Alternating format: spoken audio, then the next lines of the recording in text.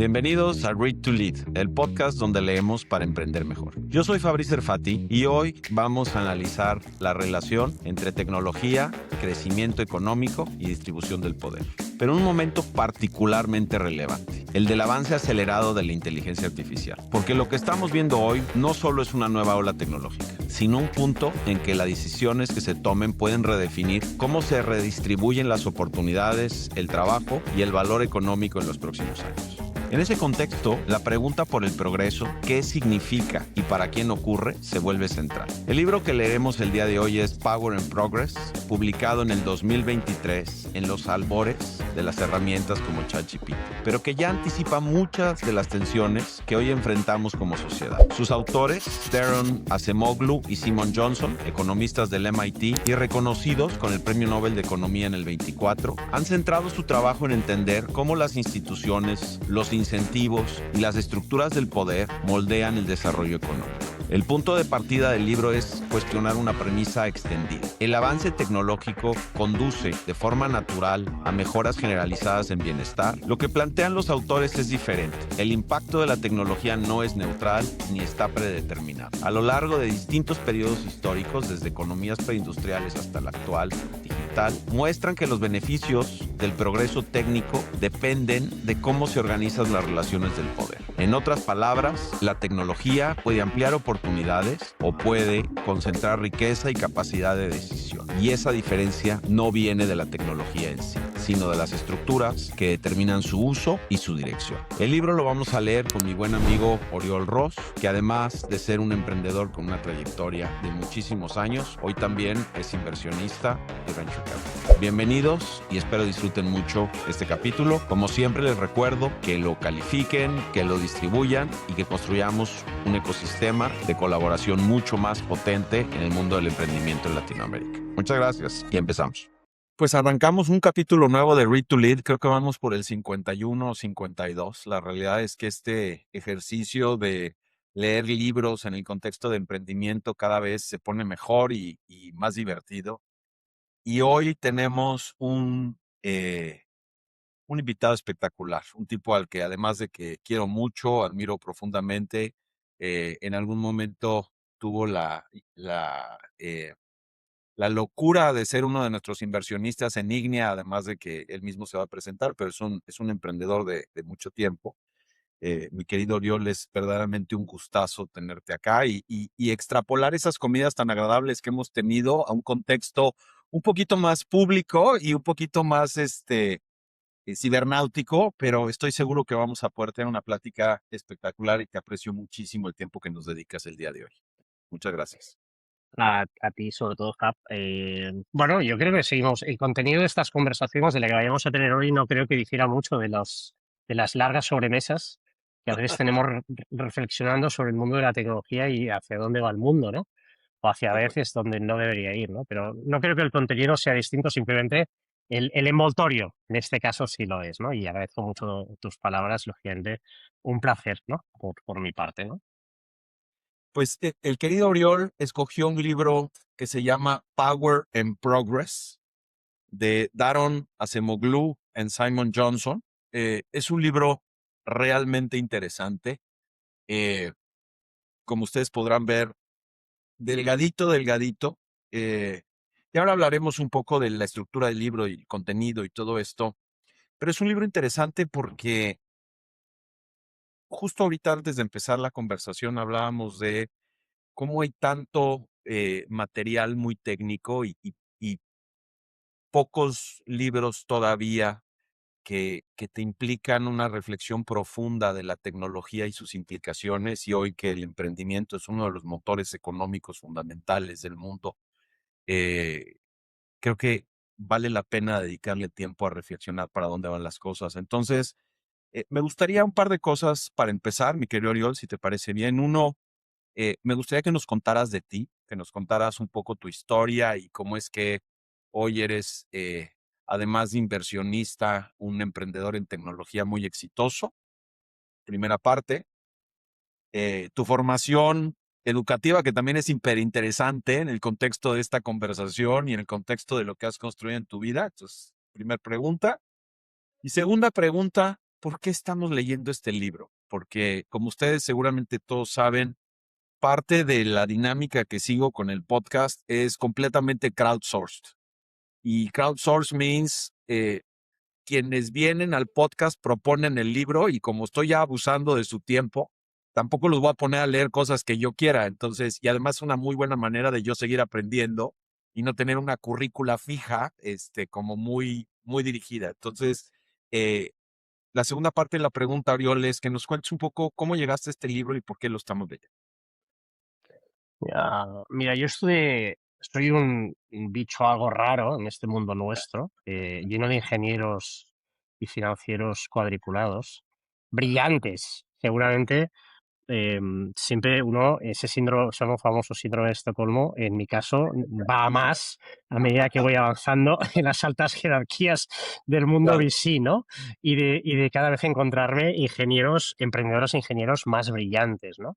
Entonces ya a mis 51 años, ya este año, ese síndrome de Estocolmo, como te digo, hay de Estocolmo del impostor. Del impostor. Sí, el de Estocolmo de momento lo tengo contigo. Bueno, No, no se ven ventanas, entonces a lo mejor también te tienen preso ahí y quizás sean tus secuestradores, ¿no? Que te estás Eso proyectando. es. Pero bueno, mira, yo estudié historia. Historia primero. eh, Mis padres me dejaron estudiar historia con la esperanza de que luego hiciera alguna ingeniería. Lo que ellos no sabían es que seguramente no me daban las neuronas para hacer alguna ingeniería. Entonces, cuando acabé historia, les dije, bueno, voy a empezar la segunda carrera. Y me dijeron, bueno, ¿a qué te apuntas? Y dije, no, voy a licenciarme en periodismo ahora. Voy a estudiar la carrera de periodismo. Entonces ya mi Me padre voy a ya morir tiró de la, dos tiró la veces. toalla dijo, bueno, oye, pues cuando acabes vas a hacer un MBA sí o sí en alguna escuela de negocios para ver Ya si ves. aprendes algo serio que te sirva en la vida, ¿no? Fuera bromas, mi intención era una carrera relativamente deliberada, porque yo quería dedicarme al marketing político. De hecho, en Claro, la facultad de periodismo era el único que no quería ser periodista, el único. Quería dedicarme a la comunicación y particularmente a la correcto. comunicación política. El haber estudiado historia también estaba hecho a posta por aquello de intentar entender el pasado para aplicarlo en el presente y prever el futuro. Era una carrera en el silencio, en modo stealth, que hacen ahora también los emprendedores, muy pensada para acabar llegando a algo que es un mercado que hace, como os podéis imaginar, 30 años, muy incipiente, que era el de la asesoría política o el de los consultores políticos, Claro. basados un poco en contenido, ¿no? Entonces, bueno, tuve la suerte que se cruzó lo de Internet. Y digo lo de Internet, y te lo pongo casi entre paréntesis, porque era algo a medianos de los 90 donde nadie sabía dónde íbamos a llegar, ¿no? Entonces, con Totalmente. unos colegas dijimos, oye, que venían también de mundos distintos, economista, otro, un ingeniero, nos oye, vamos a probar de montar algo, y si no, oye, siempre estamos a tiempo de recoger velas y volver a nuestros principios originales, ¿no? Entonces, nada, montamos esta compañía, que hoy en día es una exitosa compañía de software que se llama Latinia, ¿vale? Yo no estoy en el día a día operativo ya de esta compañía, porque precisamente hace 7 u 8 años montamos el fondo de Calonia, ¿no? Esta es una compañía que vende software de infraestructura a bancos, particularmente en Latinoamérica. Es una compañía que nos impactó el punto .com o el .com crash de una forma salvaje. En su momento penamos mucho, pivotamos, pero bueno, afortunadamente a mitad de la primera década de los 2000 empezamos por fin a empezar a comercializar a los bancos, no sabíamos cómo hacerlo. Descubrimos el pornográfico mundo de los márgenes de lo que era vender licencias on-premises, que es aquello Correcto. del write it once and and sell it forever. De acuerdo. Entonces, bueno, nos costó al principio, evidentemente, empezamos a firmar los primeros bancos en Europa, en España primero, luego en Europa, y luego dijimos, oye, yo creo que estábamos en el 2008 en plena crisis financiera y España estaba a punto de ser rescatada. España era la oveja negra de toda la comunidad europea. Entonces dijimos, oye, tenemos dos opciones, o vamos para Latinoamérica o nos vamos para Europa a vender todo esto. Entonces, bueno, recuerdo la primera reunión en Austria con unos alemanes de estos que sonríen poco, a diferencia de nosotros y de vosotros. Y lo primero que me preguntaron en la reunión fue, oye, ¿cómo se vive en un país con un 25% de paro? Con esa sensación de que nos estaban manteniendo, ¿no? Ya Entonces, sé. y aun a pesar de que la tecnología española estaba muy bien valorada en el mundo financiero, volví con mis socios y dijimos, oye chicos, aquí no vamos a vender nada en Europa, el camino es Latinoamérica. De hecho, Latinia ya era el nombre, Latinia es un nombre que le pusimos en la medida en la que si los romanos hubieran llegado a Latinoamérica, la hubieran Correcto. llamado Latinia, igual que existía Hispania, Britania, Galia, Germania en Qué Europa. interesante, no sabía Si eso. hubieran llegado a Latinoamérica, se hubiera llamado Latinia. Nuestra primera aproximación, que la habíamos hecho también en el año 2000, fue hacerla desde Miami.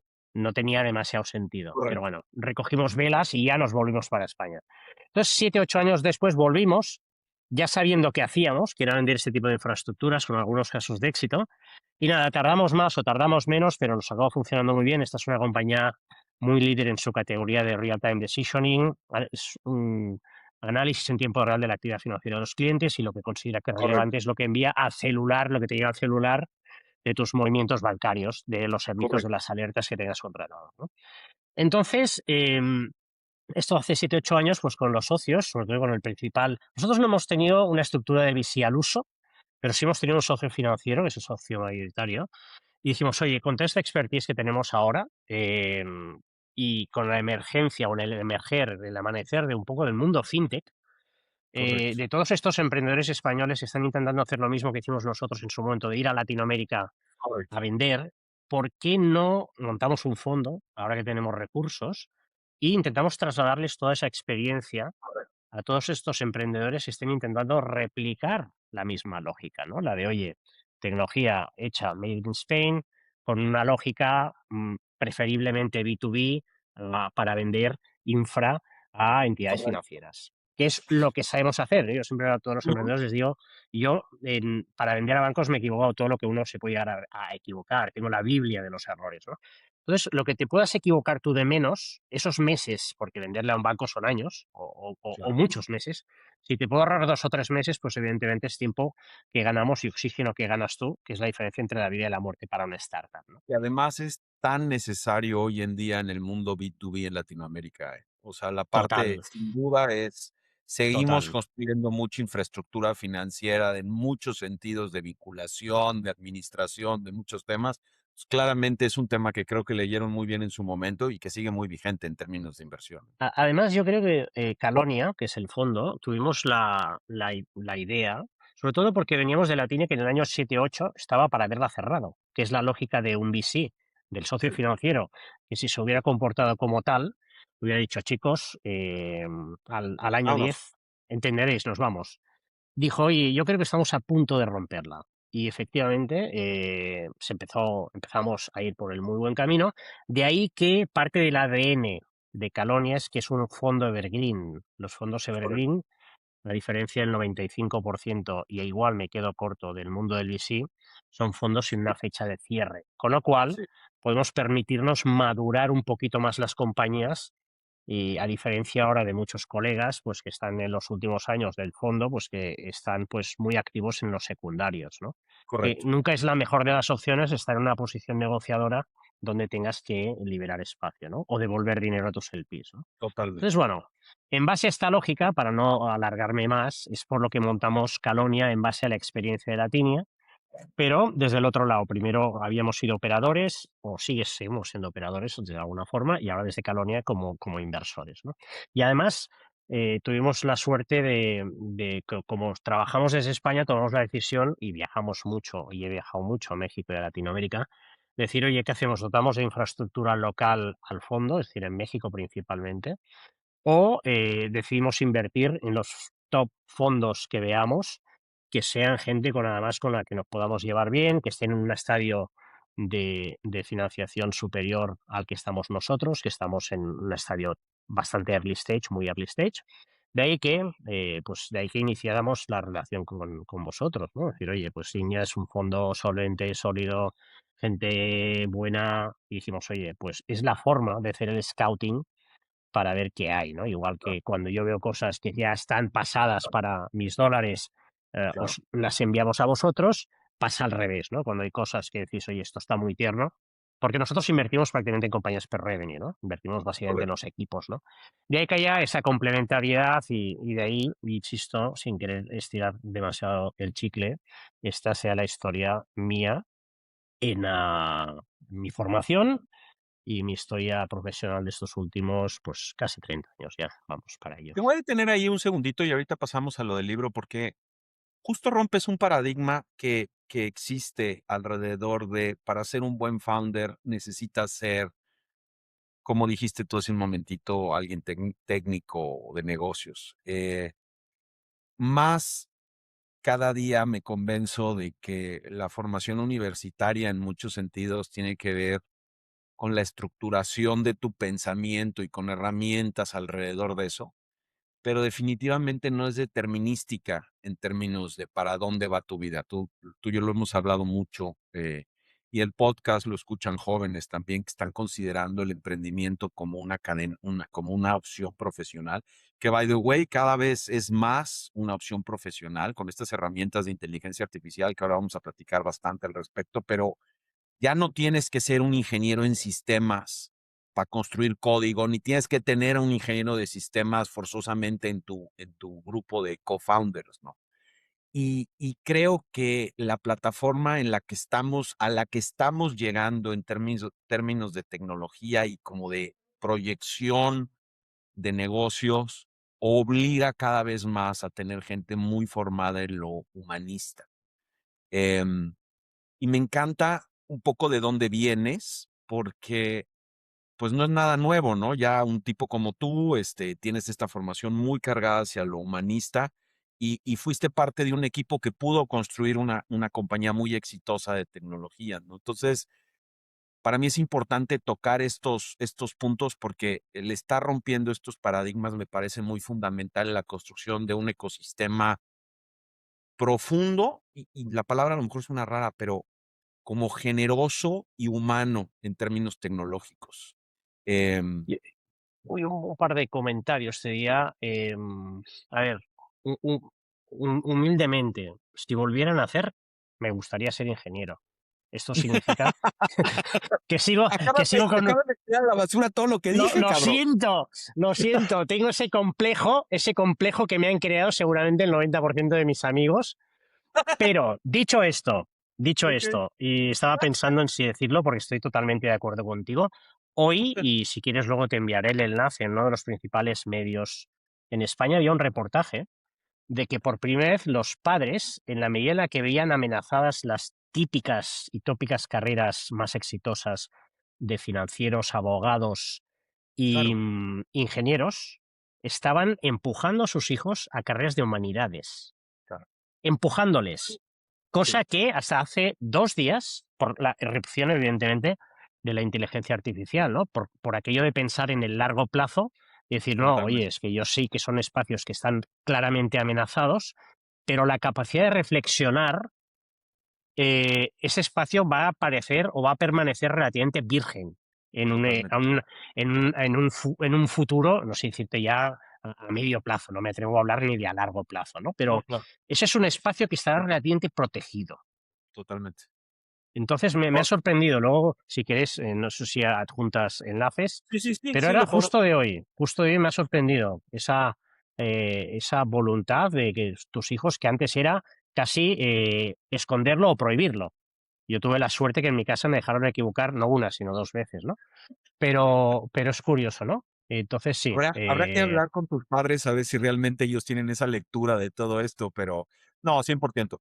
Em, y me anticipo un poquito al libro que tiene que ver justo con un tema muy, muy fundamental que creo que podemos hablar horas al respecto, que tiene que ver con esta tecnología que sustituye o esta tecnología que aumenta, ¿no? Y creo que ese es de las conversaciones más fundamentales que hay que tener alrededor de inteligencia artificial, hoy y hacia adelante, ¿no? En términos de su uso y de su diseño.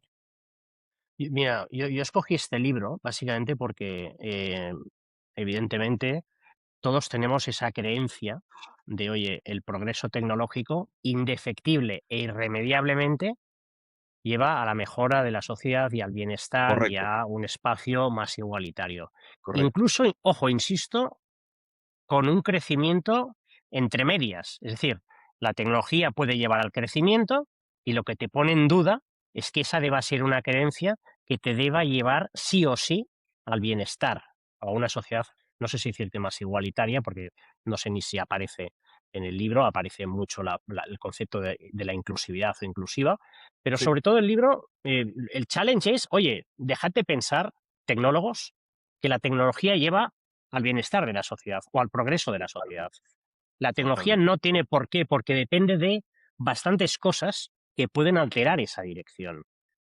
Una es, evidentemente, el diseño de las instituciones de una sociedad. Sobre todo, este es un libro que trabaja muy de puertas hacia adentro, dentro de cada uno de los estados, ¿no? Por eso se permite Correcto. el analizar un poco cuál es la realidad institucional de cada uno de los estados. Pero habla de, mira, que una tecnología acabe en bienestar o en progreso depende del diseño institucional de un país, de las decisiones colectivas que se tomen y, sobre todo y más importante, de la estructura de poderes y de sus incentivos. Estas tres herramientas son lo que te acabarán determinando si teníamos o no razón con lo de que la tecnología nos lleva sí o sí, o puede llevar sí o sí, a una sociedad mejor. Porque no tiene por qué. Que es lo que pone el challenge del libro, es, señores tecnólogos, se estaban equivocando ustedes. Yo les explico cuáles son las palanquitas con las cuales esto puede darse o puede no darse.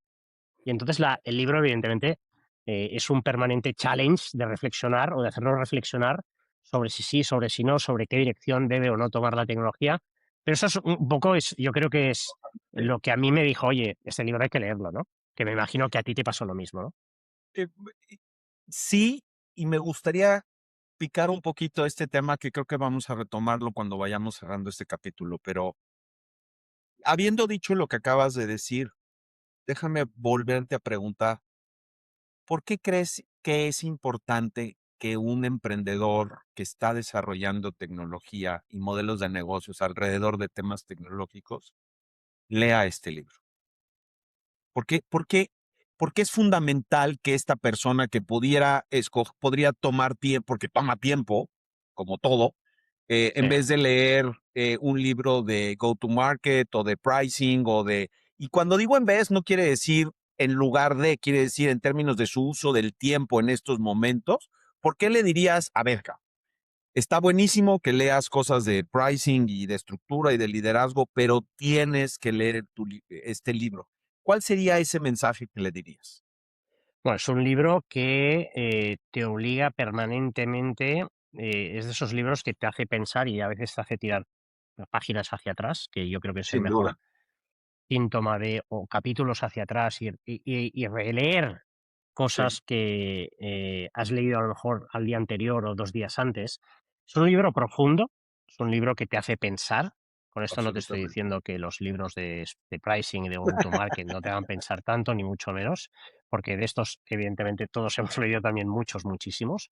Sin duda. Pero para mí es un libro que te ayuda a mantenerte en una capa de abstracción superior y que te Sí, permite ver un poquito las cosas, te permite tomar un poco de distancia sí, y te permite verte abajo y decir, vale, yo estoy haciendo esto, entonces, si estoy haciendo esto, la dirección de la innovación que estoy tomando está yendo hacia allá y esto qué correcto. consecuencias tiene en términos de incluso de inclusión financiera, de inclusión social, Sí, esas palancas que estoy moviendo yo, porque yo sé cuál es mi emprendimiento, pero mi emprendimiento lo puedo ir viendo reflejado a través de una totalmente. cierta lógica humanística a lo largo del libro. Y entonces esto te permite verte desde arriba, viendo lo que estás haciendo, diciendo allá abajo, si sigo por este camino, allá abajo es por donde estoy yendo. O te permite incluso tocar palancas si no estás de acuerdo hacia ese pseudodeterminismo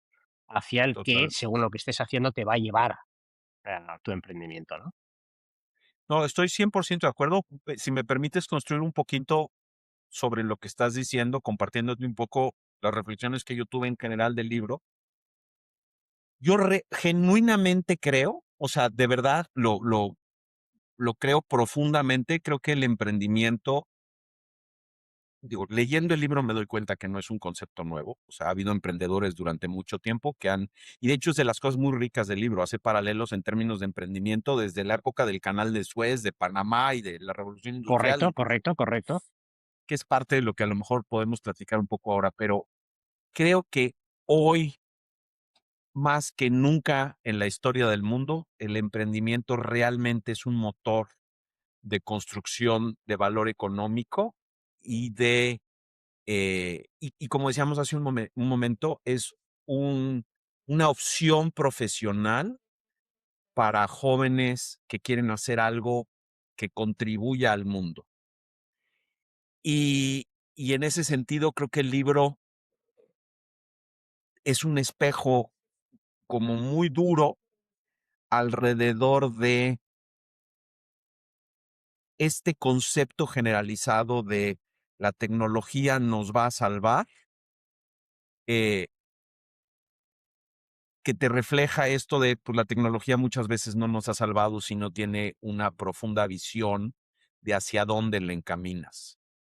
Y para mí el emprendedor tiene que tener esa capacidad crítica. Creo que estoy repitiendo un poco lo que dijiste ahorita, pero lo estoy tratando de decir en mis palabras como para explicarlo un poco mejor o para que yo lo entienda mucho mejor de para dónde vamos a llevar la conversación. El emprendedor tiene que ser crítico de para dónde lleva el negocio y cómo contribuye este negocio para esto que está queriendo lograr, que es un mundo mejor. Em, para mí el libro fue un shock alrededor de, yo siempre he creído que la tecnología va a venir a resolver muchas de nuestras broncas y resulta que si no hay ciertos contrapesos, eh, se vuelve una herramienta de la tiranía. En esos términos así tan No, no, tal absolutos. cual. Y además, yo creo que no solo es correcto, sino es de una gran tempestividad en la medida en la que el manifiesto de Alex Carpe Palantir es fácilmente deducible cuando se habla de tiranía, ¿no? Del uso del uso del poder que debe ejercer la tiranía y la tiranía, la tecnología, para mantener una posición. Él habla de liderazgo y sabemos que va más allá y puede ser hasta un eufemismo, ¿no? Totalmente. a- a- Porque, por cierto, más que bueno, no sé si querías luego hablar de Alex Carp, que me parece un personaje Sí. fascinante. Por cierto, filósofo, No filósofo. sabía eso. Es Fíjate. filósofo y licenciado en, creo que es literatura alemana. Es un personaje muy fascinante, muy fascinante. Yo he leído su biografía ahora y me ha parecido un personaje. Piensa que él es birracial, es decir, su madre es negra, aunque no lo parezca. Ah, no Es sabía eso. Wow. judío duro, o sea, creyente. Es Correcto, inicialmente muy escorado hacia el Partido Demócrata. correcto. Ahora tú imagínate dónde está hoy Palantir como uno de los mayores contratistas del Pentágono, Absolutamente. qué Claro. viaje ha tenido que realizar para acabar justificando un documento. Y ojo, con esto no te estoy diciendo que estoy ni a favor ni en contra, pero No, como una persona demócrata perteneciente a una minoría perseguida, birracial, y sobre todo y más importante, como compañero de viaje teniendo a Peter Thiel, sí, totalmente. ¿cómo Completamente. acabas defendiendo la mayor vinculación de las empresas? Él ataca mucho a Silicon Valley en el libro. También lo Claro, ataca a Acemoglu, claro. pero Acemoglu lo ataca desde un punto de vista de que Silicon Valley genera desigualdad. Es una fuente de generación de desigualdad. Correcto. Karp, que supuestamente es un hijo de Silicon Valley, ataca a Totalmente. Silicon Valley diciendo Silicon Valley se ha alejado del Estado que de los últimos 40 años se ha encargado de proteger y de estimular básicamente la creación de un ecosistema tecnológico centrado en Silicon Valley. Es el momento que Silicon Valley le devuelva el favor al Estado para Ajá. ayudarle a liderar a través de la tecnología y del poder que ésta emana, el liderazgo en el mundo, para contrarrestarlo con otras sociedades más opacas, menos transparentes, básicamente China. Pero Vamos a bueno, tener sí, que volver a esto. Vamos a tener que volver a esto sí, porque sí, sí, sí. es una parte muy importante, pero antes incluso de llegar ya a las conclusiones del libro y un poco esta parte ya como mucho más hoy. Yo te diría que una de las críticas que yo tengo al libro eh, es y que creo que también es una de sus grandes fortalezas, y seguramente tú la apreciarás mucho más que yo, es el contexto histórico tan profundo y tan documentado que tiene el libro. O sea, las primeras, como decías, ¿no? De repente estás en el capítulo 1 y ya vas en el 8 y te hace una referencia al capítulo 3 y estás en el 9 y te tienes que regresar al 4.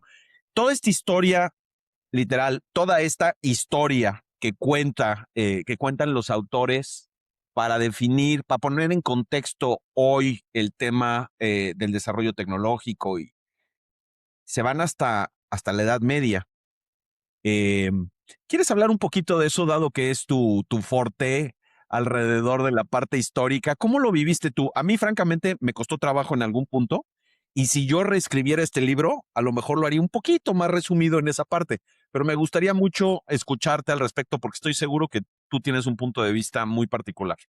Sí, correcto. Claro, es evidente que es por mi formación y porque yo, pues evidentemente, sigo leyendo muchos libros de historia, Claro. porque es lo que me gusta. Es parte para mí indiscutible del atractivo del libro, pero más allá de que a mí me lo parezca, creo que son episodios, evidentemente la historia está jalonada de episodios que le sirven como referencia, son ejemplos. Hasta el Sí, final, para que la gente acabe de entender las cosas, ponle ejemplos. Y los ejemplos históricos son a veces los de más fácil entender.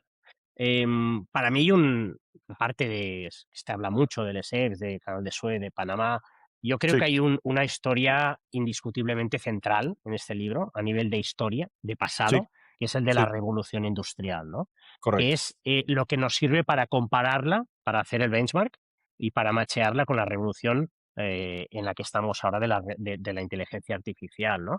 De De acuerdo. cómo prosperó, de las distintas fases de la revolución industrial, de cómo la IA de momento ha cubierto solo una de esas partes, de cómo puede girar hacia un lado o hacia otra, pero para mí está muy bien que a estas alturas, en el día de hoy que estamos, que es prácticamente el día cero de la revolución de la inteligencia artificial, tengamos la perspectiva de algo que sucedió durante 150 años, que evolucionó, que empezó de una manera que fruto de esas estructuras de poder y de esos conflictos y de etc., acabó convirtiéndose en la que yo creo que en los últimos, desde la Edad Media, dejando de lado, pues lógicamente, para mí lo que es la invención de la imprenta a nivel de conocimiento, sigue siendo la gran revolución, al menos hasta donde nos alcanzan un poco los ojos o nuestra capacidad de entender el pasado más cercano, ¿no?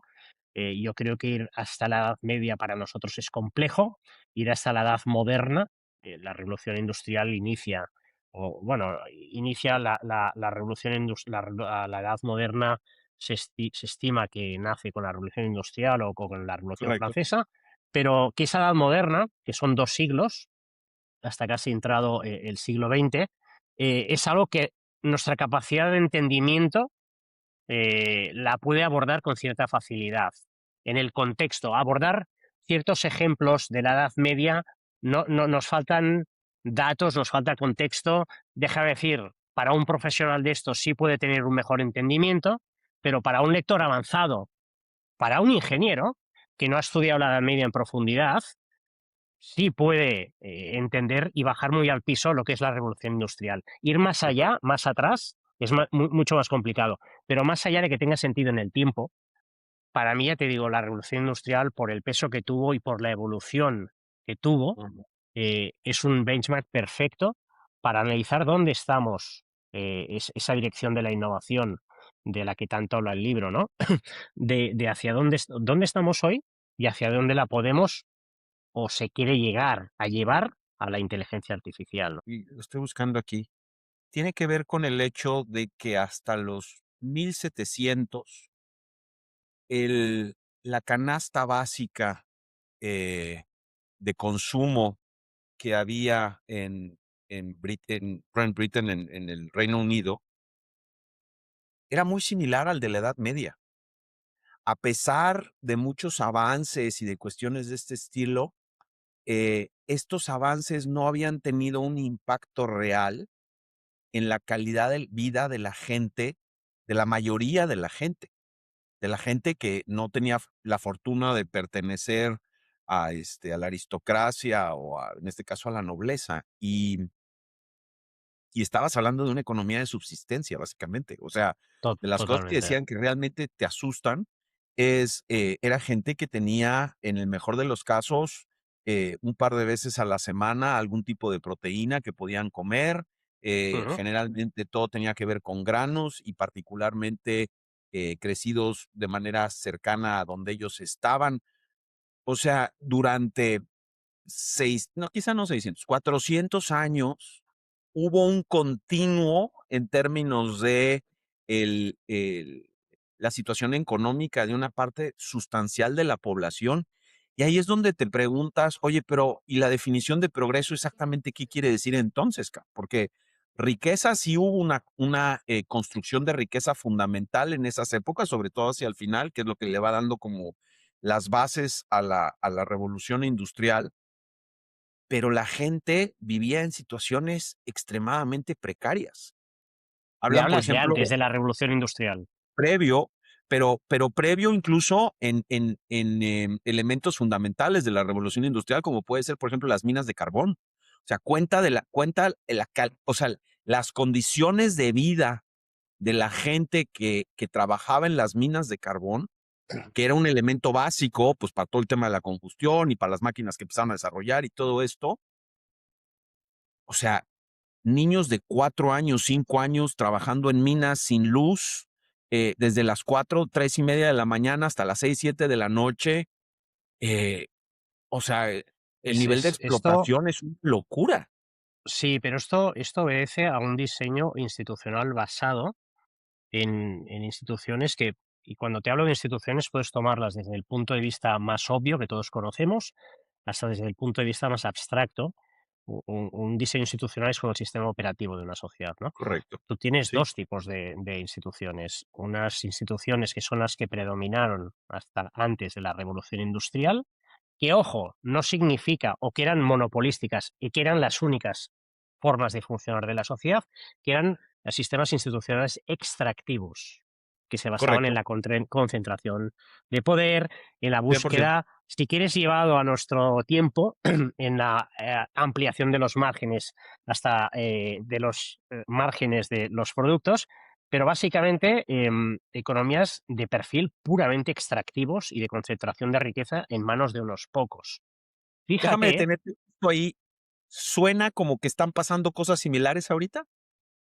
Hay una ahora, construcción de valor gigantesca en la y estoy provocando la conversación, evidentemente, sí, digo, lo sí, que sí, hacemos, sí, sí. pero a donde voy un poquitín, perdóname, déjame te dejo que termines la idea y luego te sigo empujando sobre Vale, esto. mira, te digo que hasta 1700 las sociedades funcionaban desde una lógica puramente extractiva, donde una élite Correcto, buscaba mejorar, reducir los costes laborales. Esto, una primera parte de la revolución industrial, funciona así.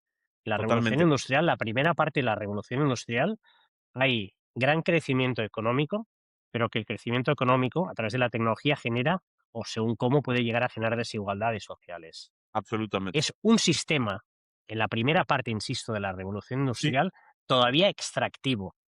Pero correcto, déjame incluso que antes de llegar al siglo XVII, piensa que España, por ejemplo, la revolución industrial se la medio saltó y llegó un siglo más tarde. España en el totalmente. siglo XIX vivía como en el siglo XVII prácticamente, o a mitad del siglo XVIII, en Inglaterra. O sea, hay un año Correcto. de delay. España Sí, tenía otro tipo de problemas y se medio saltó esa sí, automatización, esa mecanización del trabajo, y el peso, evidentemente, del sector agrícola estuvo basado todavía mucho en la mano de obra que permitía, pues, mantener muy controlada a la población, ¿no? totalmente. Dicho esto, la revolución industrial pasa por esa primera fase de crecimiento, pero no de mejora del bienestar de la sociedad, porque es un crecimiento no inclusivo, basado en unos incentivos por parte del poder económico que eran simples. Era la búsqueda de la escalabilidad de todo lo que estaban haciendo, de la eficiencia, del recorte de costes laborales. Estos incentivos te llevan algo tremendamente simples y proveen del poder económico. Es decir, estos son los incentivos del poder económico. Entonces, estos 100%. incentivos te llevan a un output, bueno, entre otras cosas, porque la mecanización, igual que ahora en el mundo en el que estamos tú y yo del VC, que no dejamos de ser agentes del poder económico, esta es una fiesta cuyo principal activo y a la vez principal recurso escaso es el dinero. Entonces, ¿quién tiene el Totalmente. dinero? Normalmente en esta y en todas las sociedades hace 2000 años, para no ir más atrás, que podríamos también, evidentemente el poder económico. Es el que tiene el activo para financiar la Completamente. tecnología. Desde las máquinas de vapor, hace 250 años, a el capital riesgo hoy. Los incentivos del poder económico son estos. Los outputs son tremendamente simples. El poder económico decide qué problemas se resuelven, con qué tecnologías y captura ese valor.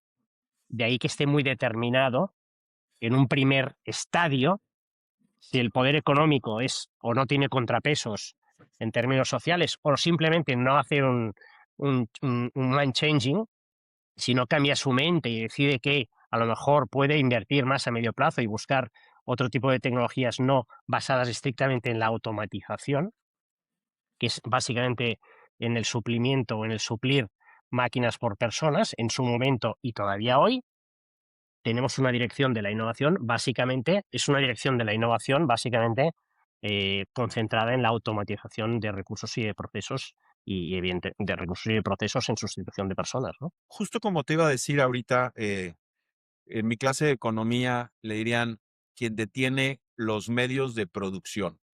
Era un contexto como muy marxista, pero sí tiene todo que ver con quien tiene los medios por un lado y quien finalmente, digamos, los trabaja y eventualmente en un contexto de extrapolación absoluta es explotado, ¿no? Al punto en donde, como lo dicen en el libro, y me parece súper interesante esta parte, se empiezan a generar contrapesos sociales que de alguna forma reconstruyen o redirigen el sentido de esta inercia tan interesante y tan, ¿cómo decirlo? Tan parecida a lo que vivimos hoy en día de esta revolución industrial, y hablan mucho del caso de Inglaterra, donde quien detona mucho de las máquinas que determinan a Inglaterra como uno, o el Reino Unido como uno de los beacons, ¿no? Uno de los faros de la revolución industrial, son emprendedores. Son gente que no fue a estas escuelas de élite y que pues en la marcha aprendieron y vivieron situaciones específicas y de repente van cambiando estas políticas con contrapesos y políticas públicas que generalmente son la tercera iteración de estas dinámicas. Y tienes, hablan de un caso muy particular que tiene que ver con los ferrocarriles y pues ingeniero que se hizo un poco sobre la base de la práctica y que gana esta concesión de ferrocarriles y que empieza justamente a, a desarrollar. Y un poco donde quiero empujar esto para ligarlo con la parte de emprendimiento y también hacer un paralelo con lo que estamos viviendo hoy. Creo que una parte fundamental de todo esto, Oriol, me gustaría tu opinión al respecto, es este nivel como de dinámica social de contrapeso y que luego se vuelve algo constructivo. Em, no sé qué te merece en términos de comentario esta parte. Y fíjate que el libro no ataca al poder económico, no lo hace culpable Es de la correcto, situación actual. es buen punto. Lo que te dice es, señores, ustedes, queridos lectores, tienen que entender que el poder económico hace no décadas, miles de Sí, años, que trabaja con una única lógica. eh, y cuando habla de lógica, habla sobre todo de una palabra que me parece tremendamente importante, que trabaja con una serie de incentivos que son sus incentivos. sin Y duda. sus incentivos pasan por la maximización, evidentemente, de sus inversiones en máquinas, hoy en día en el capital riesgo, tres cuartas partes de lo mismo. Tienen mil Totalmente. matices y no No, quiero sí, por supuesto. ponernos de malos en la película porque no lo somos, ¿no? Pero él habla de esos incentivos, dice, señores, ustedes tienen que entender que a quien hay que convencer, porque el que no va a dejar de tener dinero es el poder económico. El poder económico tiene por defecto de fábrica una serie de incentivos que son la escalabilidad, la eficiencia, la reducción de costes. Esto nos lleva a situaciones de crecimiento desigual. Puede haber crecimiento, puede haber progreso tecnológico, puede haber crecimiento económico, pero ese crecimiento económico es desigual. El progreso realmente para pasar de economías no inclusivas a economías inclusivas o de tecnologías de automatización, de sustitución a tecnologías que capaciten, que aumenten a la población o a los recursos humanos que con las de automatización se les pretende sustituir, todo esto no será si no se les convence, y no te digo que diga por las buenas o por las malas, porque en ningún momento cuando utiliza la palabra conflicto habla de conflicto violento, a pesar de que evidentemente en Sí, la historia así ha sido. Lo que pasa totalmente. que hoy así no será. Que nosotros estamos, antes te decía, en la primera fase de la revolución industrial, en la que los medios de producción, los inversores, están tratando de maximizar bajo su óptica, sus incentivos, sus Totalmente. inversiones. Entonces, 100%. no va a ser si no hay un conflicto, porque el progreso y el cambio a una nueva dirección de la innovación, donde pase o se pase de sustituir a las personas a capacitarlas para aumentar la productividad, porque para mí esta es la palabra más importante, ahí sí que hay una diferencia. La productividad sí beneficia ya, lógicamente, a un estrato muy superior y la productividad sí que es la antesala del bienestar social, ¿no? Entonces, para pasar de A a B, nos sigue poniendo el ejemplo de la revolución industrial en sus últimos albores y el mejor capítulo es el de la industria del automóvil en Estados Unidos, 100%. donde dice, esa era una sociedad totalmente automatizada, donde los medios de producción controlados por el poder económico se dan cuenta que para todavía aumentar más en esas especies de network effects que se podían generar y adaptar al día de hoy, pues pasaba por el desarrollo de una mejor base salarial o una mejor retribución de esos empleados, que no dejaba de ser una apuesta, no dejaba de ser una apuesta, que lo fácil era no hacerla, pero que estos empresarios en la industria del automóvil la hicieron. ¿Qué consiguieron? Pues evidentemente tener una de las épocas de bienestar, incluso después desde la Segunda Guerra Mundial hasta los años Totalmente. 70, Correcto. mejores donde básicamente el principal output, y ahí sí que ahí es una realidad que en México estáis todavía muy lejos, es la construcción de una grandísima clase media que sostiene el Eh, sistema. y Esa clase parte de media de empleados sostiene el sistema. 100%. Y fíjate, nada más para poner números en lo que estás diciendo, de las cosas que pone el libro muy interesantes es cuando Ford está desarrollando todos estos esquemas de producción, donde además no le llega a la primera, todo este tema de iteración, pivoteos y modelos, y eh, tenían un 380% de rotación en sus plantas. Ese es exactamente el tema. 380%. Yo creo que, digo, no lo he llevado a los números, pero vamos, cambiaban casi 4 veces el 100% de sus obreros en sus Tal cual. plantas. Quiere decir que no duraban un trimestre, básicamente. Y esto, de alguna manera, lo puedes un poco como interpretar como una resistencia pacífica de los obreros en términos de los medios de producción.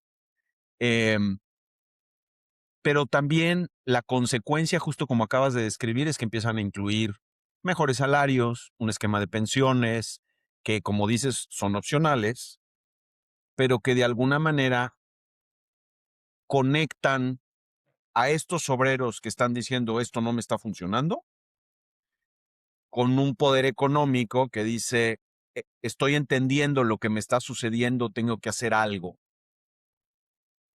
Moviéndonos un poco con la idea de también, no resumir por completo el libro, pero irnos moviendo a algo ya más relevante para los emprendedores que nos están, escuchando. ¿Cuáles son las similitudes que puedes hacer de todo esto que hablamos y que el libro lo hace, a cómo lo plantea el libro? Porque el libro es reciente, no recuerdo exactamente, pero creo que tiene referencias al 2022, 2023, o sea, es un libro muy, muy, muy del día de hoy. Habla mucho de inteligencia artificial. ¿Cómo haces un paralelo de esa historia a nuestra realidad actual? ¿A nuestra industria o a nuestros tiempos? Lo dejaré absolutamente libre a tu criterio, mi querido Oriol, de qué quieres hablar. Mira, hay una de las cosas que uno cuando se va haciendo mayor, bueno, no porque Joder, ahora, ya no llegamos a porque lo eso. seamos, no porque lo hagamos ahora, sino al principio de mi vida profesional, es descubrir que la tecnología no es algo neutro.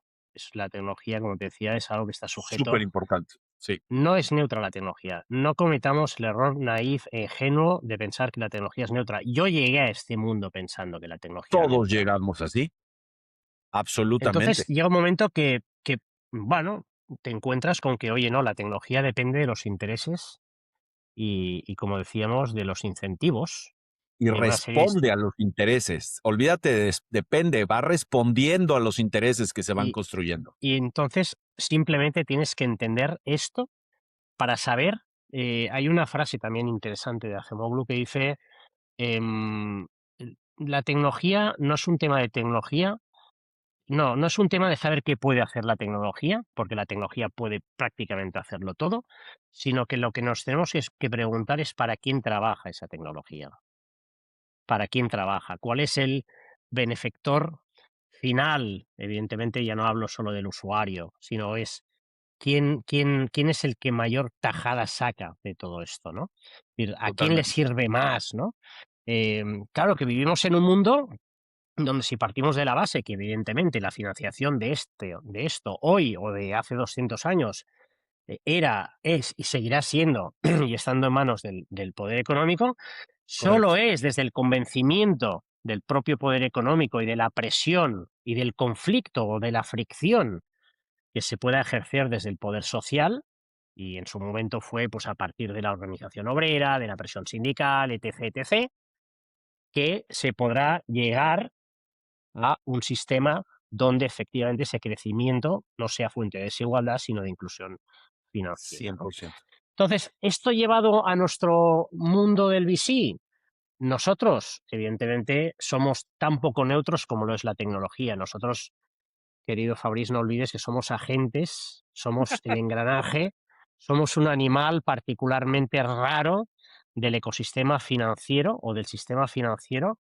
sobre todo que somos un animal contracíclico Ujú, al precio del 100%. dinero, Sí, que luchamos contra activos tradicionales, que cuando el precio del dinero es alto, tus propios LPs te preguntan para qué necesitas seguir jugando al casino de las fintechs, claro, cuando en VS en Suiza me están dando entre un 8 y un 10% por productos tradicionales libres de riesgo, correcto. y tú tienes que responderle, sí, me tienes que seguir dejando dinero a pesar de lo arriesgado que es esto, porque necesitas diversificar tu portfolio, ¿no? Pero es Y, y, complejo porque y te voy somos. a tener un segundito ahí. Y también, que creo que es para donde me gustaría llevar esta conversación, porque tienes una responsabilidad de lo que haces con tu dinero. Porque el No, invertir en un bono sin riesgo no va a cambiar las cosas en el contexto general de tu vida y de la influencia que tienes de lo que haces con tu dinero. Y el mejor canalizador de esos recursos a construir una capa de emprendedores que realmente estén cambiando las cosas, solamente va a venir a través de inversionistas como nosotros. esa El es la problema es parte vender por la esa que. historia, ¿va? No, no, a ver, yo creo que cualquier inversor eh, con dos dedos de frente sabe, si tiene un mínimo de conocimiento, de que evidentemente el mundo solo se empuja desde estas benditas locuras del emprendimiento, que ya nos encargamos nosotros como intermediarios de seleccionar, como dicen siempre mis amigos vinicultores, las mejores uvas Claro, para que hagan los mejores caldos, ¿no? Entonces, correcto. claro, ese es nuestro trabajo de filtración, ¿no? Y evidentemente, si no lo hacemos bien, se van a buscar a otro, pero no van a dejar de creer los que ya han creído, a pesar de que lógicamente haya añadas mejores y peores, y haya momentos mejores y peores, y haya momentos más reales o más irreales, como nos ha tocado vivir los últimos 10 años, pero cualquier inversor profesional sabe, ya no por un tema, y también por un tema de conciencia, que dedicar un 10% a este tipo de inversiones alternativas, por llamarlo de alguna forma, que es nuestro comedido negocio, es su responsabilidad. Es su Pero a ver, responsabilidad por un tema de trascendencia, ¿no? Y ya no de ego, 100%. decir, no, yo es que he participado en esta compañía que está haciendo esto. Esto lo veo mucho en temas de longevidad. En Europa Pero se ve mucho esto. ahora déjame ser el contrarian alrededor de esto. Ahora, hoy estamos viendo el flujo más grande que hemos visto en la historia de inversión en compañías que están construyendo mecanismos de control de información y de absoluto erradicación de ciertas funciones muy específicas que hacía la gente. Entonces, ahora somos los malos porque estamos canalizando estos dineros a estas grandes compañías, le hace OpenAI, le hace Anthropic, le hace cualquiera de estas, que lo que están haciendo es destruyendo completamente, digamos, la funcionalidad de algunas personas. Entonces, ¿qué hacemos con eso? Te compro totalmente el discurso y te pongo el ejemplo más radical que es, que yo no sé si lo has leído en algún momento, pero el manifiesto de Palantir, Venga, am, hablemos de eso. o de Palantir, ¿no? O sea, yo te hablaba antes del libro, de la biografía Sí, de Alex Karp, de cómo justifica un tío que en principio estaba a las antípodas, de donde ha acabado, correcto. de cómo acaba justificando que él fuera el principal contratista. Da el Para contexto de Palantir, porque creo que es importante para el comentario que estás haciendo. ¿Qué hace Palantir? Palantir es una compañía de surveillance, básicamente de vigilancia extrema de bases de datos, que permite hacer ataques absolutamente quirúrgicos. El ICE en Estados Unidos lo está utilizando, cualquier departamento de políticas migratorias lo está utilizando, Sí. cualquier ataque que quiera realizarse fuera o dentro de Estados Unidos se está utilizando. El libro además es muy curioso porque cuando ellos empiezan como una startup. Empiezas como una startup, Totalmente. el socio de Alex Karp es Peter Thiel, que Sí, no es sospechoso de nada de todo lo que ya es, y que efectivamente, pues un tío como Alex Karp, que es un tío que en principio está a las antípodas de cómo piensa el sí, otro, cómo acaba justificando todo ese viaje amparándose en que él pertenece a un pueblo históricamente perseguido por el mundo, que es el pueblo judío, y sí. cómo él se permite quitarse la careta con el ataque que hubo en octubre del año pasado, donde evidentemente el pueblo judío es masacrado y donde él toma por bandera la causa de Netanyahu y directamente abraza la causa y se convierte en uno de los principales contratistas, ¿no? Entonces, es la justificación de un viaje donde él, a diferencia de Acemoglu, que habla de que la responsabilidad del Estado es la de igualar, regular, él habla de que la responsabilidad del Estado a través de la tecnología es la de liderar esa amenaza externa. Siempre es fácil, ¿no? El crear ese enemigo externo, pero realmente Palantir y Acemoglu defienden modelos absolutamente contrapuestos, excepto en eso que te comentaba de Silicon Valley, ¿no? Ambos atacan a Silicon Valley, curiosamente, uno porque es una fuente de desigualdad y el otro porque cree que durante décadas el Estado americano ha protegido a las empresas, ha dejado operar a las empresas de defensa, ha permitido el desarrollo de cosas que en Europa, sin ir más lejos, serían absolutamente inconcebibles. Y ahora hablaremos Correcto. un momento hemos hablado del poder económico, del poder político, del poder social, y nos faltaba hablar un poquito del poder político, ¿no? Pero de cómo dice, oye, es el momento que Silicon Valley vuelva a los brazos del Estado, ¿no? Él piensa que hace 10 años empezó con un pequeño contrato con el sheriff del condado de Maryland para hacer una vigilancia relativamente absurda donde los principales contratistas pues no dejaban de ser Lockheed Martin, Northrop, los clásicos Totalmente. contratistas de defensa, ¿no? Los que manejan millones y millones y ahora él está allí y cómo ha tenido que construir toda una narrativa, lo cual no significa que no crea en ella, él, pero Totalmente. cómo ha tenido que construir toda esa narrativa, ¿no? Yendo un poquito hacia atrás, yo creo que nos habíamos dejado algo, hemos hablado mucho del poder económico, hemos hablado de que el progreso es hijo del conflicto con el poder social, pero hay un engranaje entre medias que depende mucho de en qué países, de la Déjame nada más, lógica y del... antes de que vayas al tema político, déjame poner nada más en Perdona. contexto. Peter Thiel, no, Peter Thiel es co-founder, bueno, lleva muchos años invirtiendo, muy cercano a Elon Musk. O sea, Ajá. lo único que quiero poner en la mesa antes de que hablemos del poder político es esta nueva aristocracia tecnológica que en los últimos años ha venido desarrollando, bueno, Sam Altman también muy cercano a Elon Musk en su momento. Eh, Volvemos al tema de este grupo pequeñito de gente haciendo cosas que están siendo transformacionales, sin absolutamente ninguna duda, pero que tienen en sus manos esta herramienta que puede cambiar el destino del mundo en muchísimos sentidos y que son poquitos y que, by the way, están en este self-fulfilling cycle de información que, por cierto, yendo a tu punto del poder político, han sido backers fundamentales hoy en día del gobierno de Estados Unidos. Perdóname, Bien. nada más quería yo No, poner esto en la yo mesa ahora para construir, para poner la mesa para lo que ibas a decir tú ahora.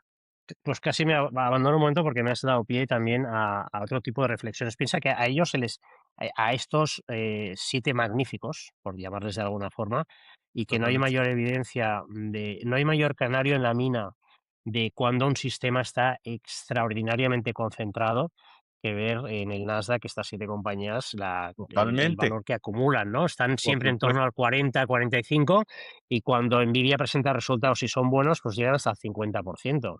Sea, 100%. 7 compañías, si esto no es concentración, que baje Dios y lo vea, ¿no? Pero en cualquier caso, Ok. fíjate que a este grupo se les denomina eh, tecnoseñores feudales o el tecnofeudalismo. There you No es go. Claro. casual, no es casual el uso, no de la primera palabra que es muy obvia, sino de la segunda, ¿no? Que creo que está entre muy bien pensada, es brutalmente amarilla y busca el Descriptiva. clic y es muy descriptiva. Son señores feudales, el tecnofeudalismo, ¿no? Totalmente. Es cierto que también se les ataca de una forma relativamente peyorativa con el uso de esta palabra, ¿no? Pero que ahora estamos, tú y yo ni le estamos atacando de dejarlos de atacar, ¿no? Estamos intentando describir una realidad, ¿no?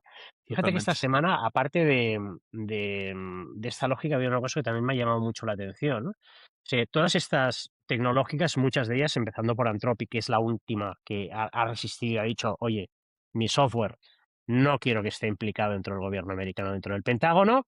Evidentemente, al señor Amodei, pues va a penar y supongo que le van a tener en el cuarto oscuro o en el cuarto de pensar, perdona, durante mucho Mm. tiempo castigado. Pues el El cuarto gobierno, oscuro, el gobierno, porque les ha funcionado muy bien con el público. lo sé. Pero él fue el primero que retiró. Pero No, en sin cambio duda.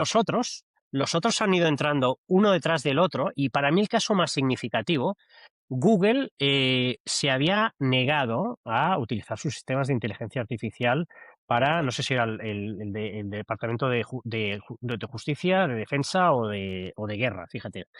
Entonces, tú sabes perfectamente que estas compañías, a los ingenieros, que son los cerebros, y se les trata entre algodones, se les lleva así, Correcto. de ahí que nunca hayan necesitado tener unions, tener sindicatos, estas compañías, porque eran Correcto. gente altísimamente bien pagada, donde Qué bueno. lo único que tenían que hacer en Google era mirar que la competencia no se lo robara. Con lo cual, Correcto. ante la más mínima amenaza, subida de sueldo. Con lo cual, esta gente no tenían problemas sindicales, los Correcto. tradicionales, los Correcto. tradicionales.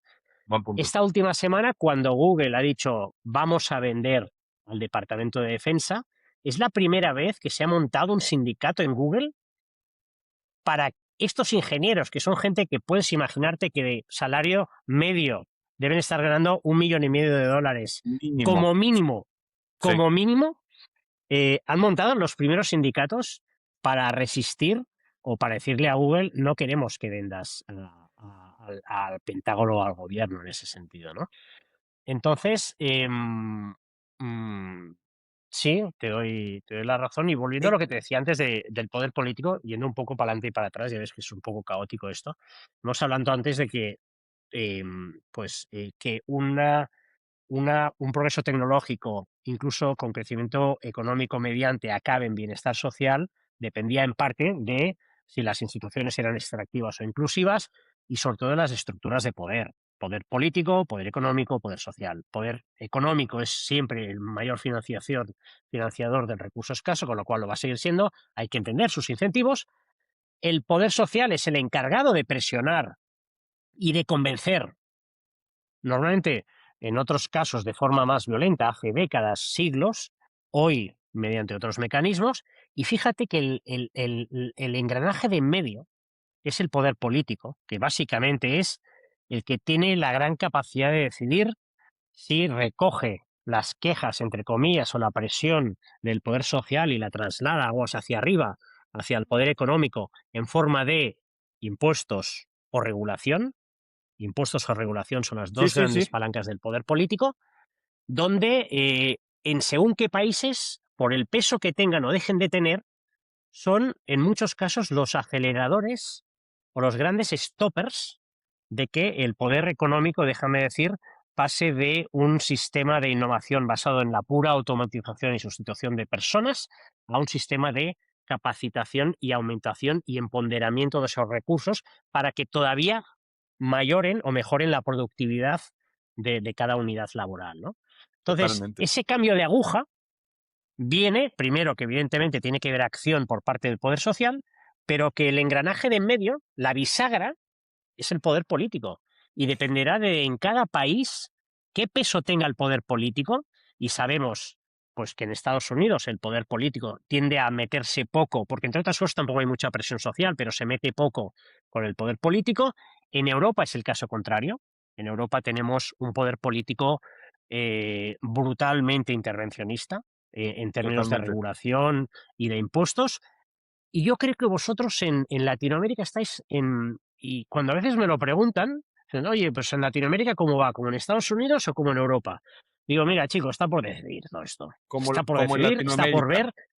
ver, está, digo, bueno, como pues me imagino que en muchos casos, y el caso que conozco más de cerca es el del regulador y lo conozco en Europa y en Latinoamérica, pues evidentemente el regulador en muchos casos vive bajo los consejos del banco y no al revés, de sobre qué tiene Totalmente. que regular, autorizar o dejar de autorizar. Entonces, por eso también quería no olvidarme del poder político. No, y creo que haces un punto muy válido y de hecho lo que me gustó muchísimo del libro, o sea, el libro va mejorando, bueno, no va mejorando, pero para efectos míos, en términos de la utilización de la información que maneja, va mejorando. By the way, el libro es del 2023, que tenía yo Sí. pendiente, ya lo revisé. eh, Habla mucho de qué iniciativas pudiesen seguir los gobiernos para encauzar justamente esta tecnología que se asemeja tanto a los medios de producción de la revolución industrial, que hoy en día está tan concentrada con ciertos jugadores muy particulares y en un contexto de vida, incluso geográfica, muy limitada. Em, y me gustó mucho porque habla, y esto quiero ir un poco ya encaminándonos hacia el cierre de la conversación del día de hoy, va hacia dos cosas. Uno de ellos es, sin duda hay políticas públicas que se pueden aplicar y que tienen que ver con justo lo que tocaste, ¿no? Por un lado gobierno y por el otro lado impuestos y subsidios y beneficios económicos. Uno de ellos muy interesante que habla, por ejemplo, hoy en la época en donde estamos hablando de disminuir fuerzas laborales de manera importante con eficiencias de inteligencia artificial, algo que debería de considerar el gobierno es eliminar los impuestos sobre las nóminas. O sea, no quieres hacer caro a las empresas el que tengan a gente que tienen contratada. Hablan de un tema muy relevante también que también podemos platicar, que tiene que ver con el ingreso básico universal, y hablan de esta idea de Andrew Chen que se propuso en el gobierno en el 2020 como una política pública. También hablan de por qué eso no jala.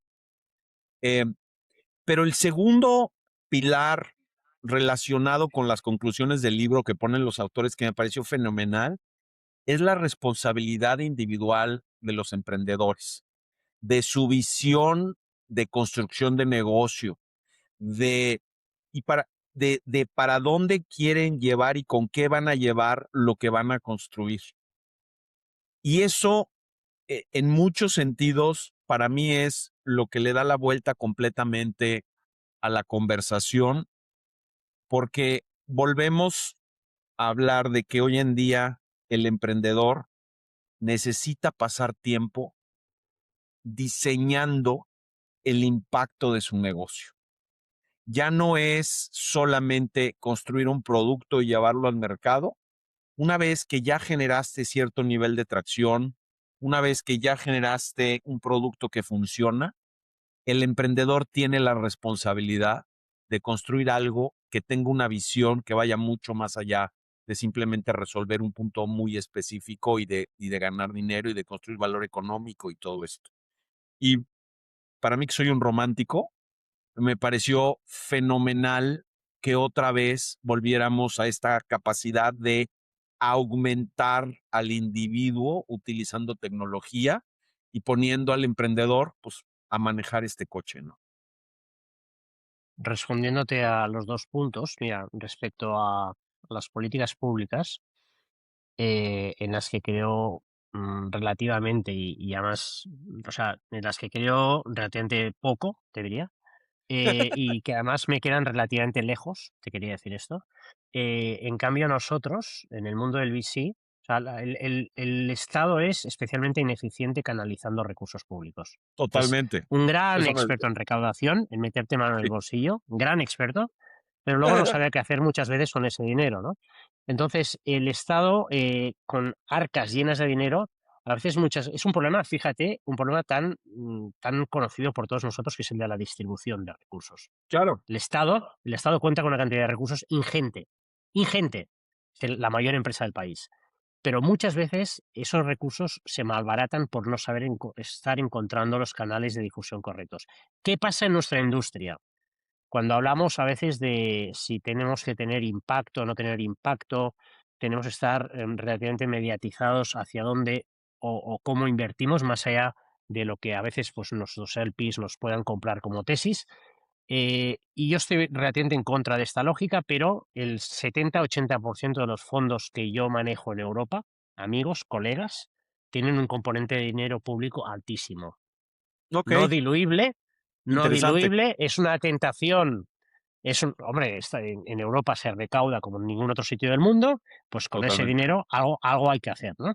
Aparte a veces de pagar algunas fiestas como relativamente absurdas o carnavales, ¿no? Pero em, nosotros tenemos, la mayoría de nuestros colegas tienen sentado, no en sus consejos, pero sí dentro de sus coches, a un representante o a un vigilante del dinero público lo que le está diciendo es, oye, mira, pues yo te he puesto estos 2 millones de dólares macheados a lo que tú has levantado en fondos privados, pero evidentemente esto viene con condiciones. Es Mi un dinero expectativa muy es tal. sexy porque es un dinero non-dilutive. Pero Claro. vas a invertir, si yo soy el gobierno de Galicia, te pido que las inversiones que hagas, me hagas como mínimo la mitad en Galicia. Esto, claro, y esto, ojo, puede no estar mal porque te obliga a rascar talento local o te puede estar diciendo, oye, yo solo quiero que inviertas en temas de impacto. Entonces, sí hay una cierta dirección de la 100%. innovación provocada por el poder político. Entonces, tú eres libre de o no de tomar ese dinero como fondo. Exacto.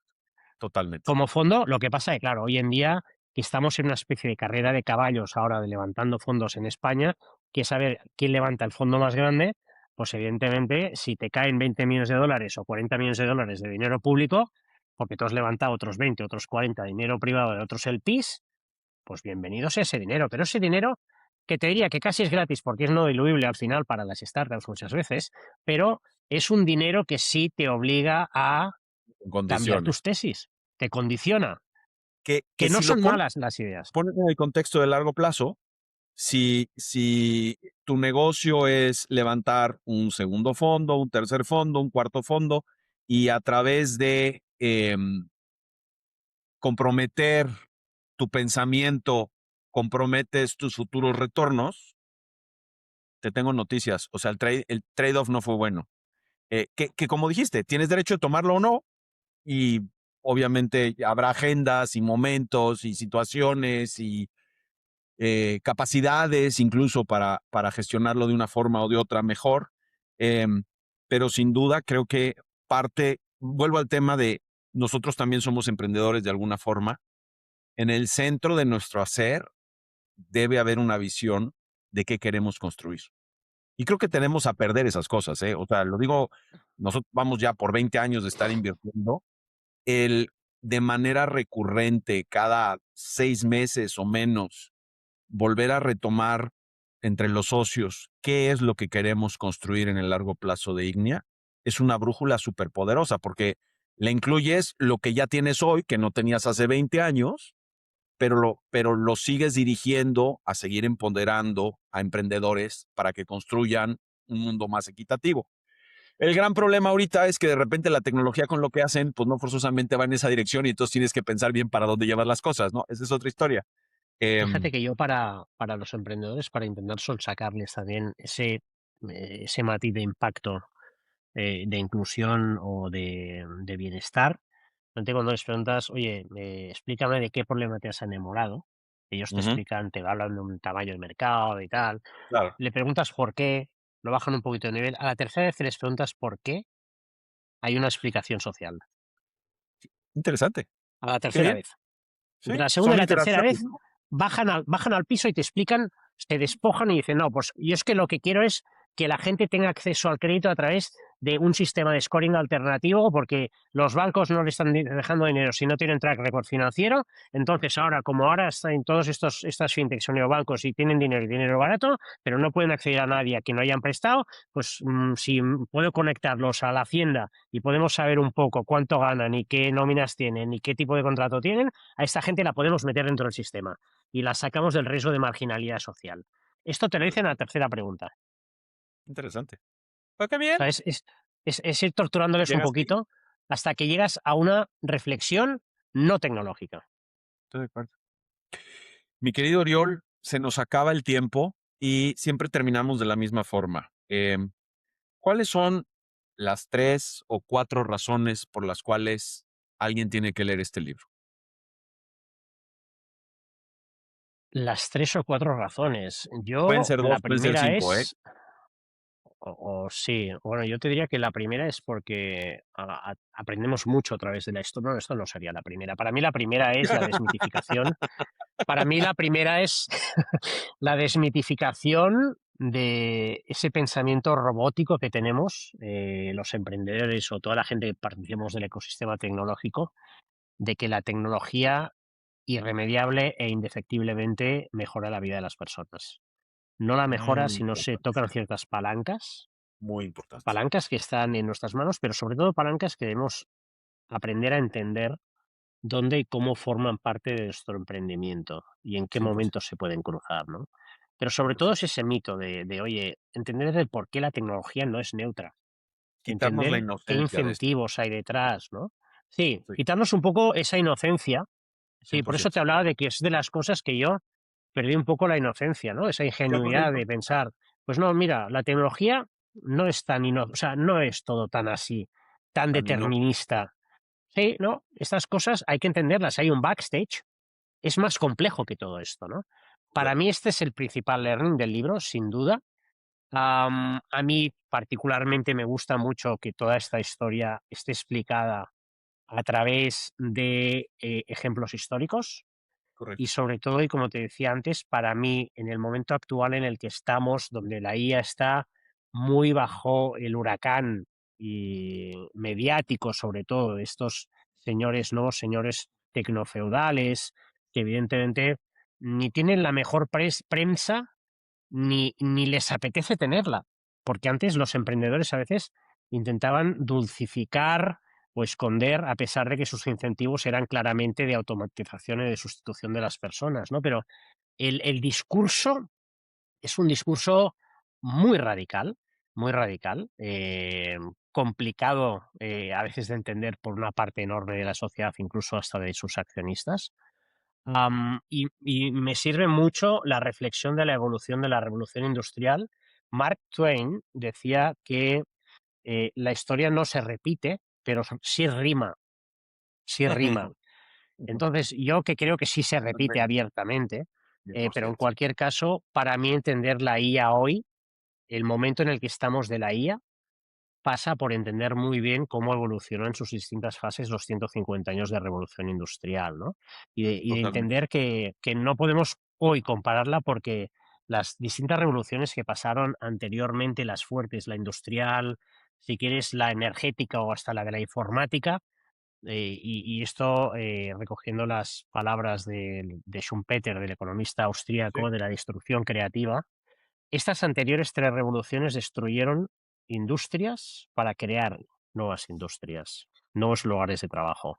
De momento, hoy, la revolución de la, de la inteligencia artificial lo que ha hecho o lo que está haciendo o en lo que está es en la destrucción de lugares de trabajo, pero no en la creación de nuevos espacios de trabajo. Lo que está ganando es totalmente. eficiencia, pero no olvidemos que la eficiencia es el primero de los incentivos del poder económico. 100%. ¿Llegará la creación de nuevos espacios de trabajo? Ojalá, si conseguimos mover la aguja de la innovación, esa dirección de la innovación de la que hablábamos, de que pase de ser una innovación de sustitución a una innovación de capacitación y de aumentación de las personas, pues que hoy en día pues queremos ir trabajando. Coincido al 100% con los puntos que haces. Creo que es una lectura obligada para cualquier persona a la que le interese construir algo relacionado con tecnología. No se nos olvide que hay un ejemplo muy claro en el libro alrededor del canal de Suez. Eh, Tenemos una facilidad como humanos de meternos en cajas de resonancia increíbles. O sea, y creernos que estamos caminando hacia un lugar cuando en realidad respondemos a muchas cosas alrededor de nosotros que nos condicionan.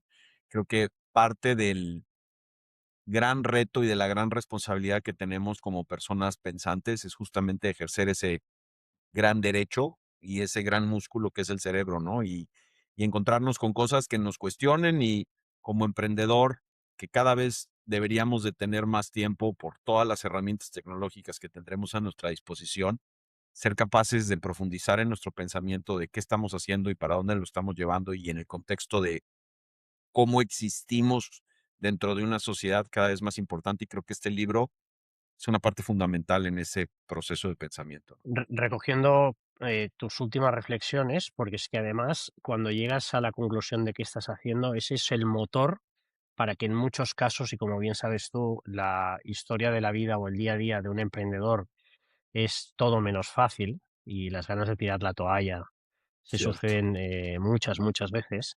Seguramente esta reflexión sea algo a lo que uno puede acabar agarrándose, ¿no? El propósito del por qué hace las cosas, el Totalmente. propósito del por qué hace las cosas, ¿no?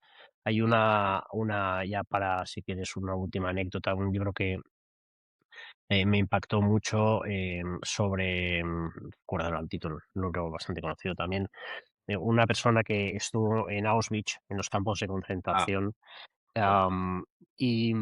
hablaba de que el propósito de la gente que había vivido allí años era única y estrictamente llegar al día siguiente. Ese era un propósito que les mantenía vivos. Y el Es de problema Víctor que Frank. tuvieron es exactamente, Víctor Frank.